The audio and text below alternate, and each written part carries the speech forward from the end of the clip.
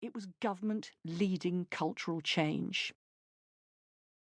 At the time of the strike, the women who worked at Trico earned between £30 and £40 a week, about £6 less than the men. When the Equal Pay Act came into force, they felt they no longer had to put up with it. With this new promise of fairness and equality, and in the strong belief that their work was no less valuable than that of the men, the women and their union, the Amalgamated Union of Engineering Workers, AUEW, made a claim for the same rate as the men and started negotiating. The management resisted, and when talks broke down, 400 women walked out on strike. All but a handful of the men continued to work.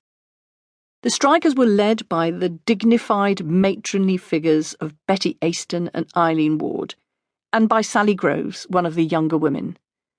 John Inwood of AUEW, Roger Butler, its full-time official, and Jack, as the secretary of the local trades council, were the only men on the strike committee. I was strongly supportive of the Trico women and keen to use my legal skills to help them, and at Jack's suggestion, they invited me to become their legal advisor. The local young women, with no prospect of further or higher education, went straight from school to work in the factory. The youngest of the strikers was 18. The oldest, 82. Most women there couldn't afford to retire, as they had worked part-time when their children were young. This meant that they were excluded from the workplace pension scheme, which was open only to full-timers, and that they hadn't paid the full national insurance contribution stamp and therefore had no entitlement to the basic state pension. The legacy of lower pay and part-time work for women means that, still today, there are women without adequate pensions having to continue to work into their late 60s and 70s.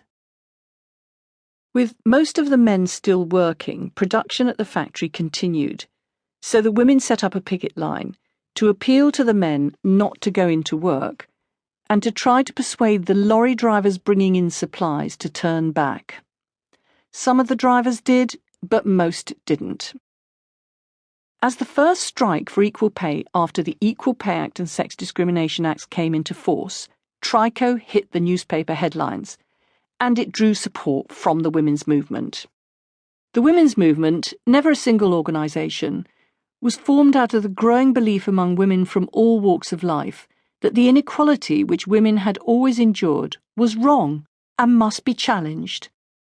The Trico women saw themselves, and were seen by other women, as a symbol of the new resistance to the status quo. But with the men continuing to work, the strike dragged on for weeks. To keep production going and to avoid the picket line, the company started bringing the delivery lorries in at night, so the women kept the picket line going through the night. The Trico picket line looked very different from the usual sight of a row of men standing in front of a factory gate. It was made up of middle-aged women and younger ones, some of whom wore hot pants. The Trico women often faced real physical risks as they stood in the path of the delivery lorries. Even though some of the women were forbidden by their husbands to picket at night, they were adamant, and they knew it was up to them to run the picketing. It was their fight, and though they welcomed support from the wider women's movement, they did not want their dispute to be taken over. However, they were happy for the women from the McVitie's factory further down the road to bring them biscuits while they were on the picket line.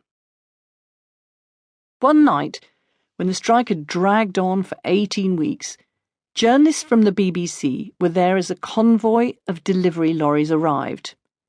And the police, who had been called in by the management, were filmed dragging the women roughly away from the factory entrance.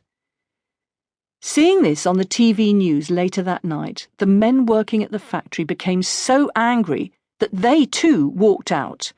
Production came to a halt, and the management started to look for a settlement. The strikers won, and a big social event, which had been planned to raise support for the strike in its 21st week, became a victory party. Feminists, supporters from the women's movement, joined the strikers in their celebration, and in so doing, revealed a wide cultural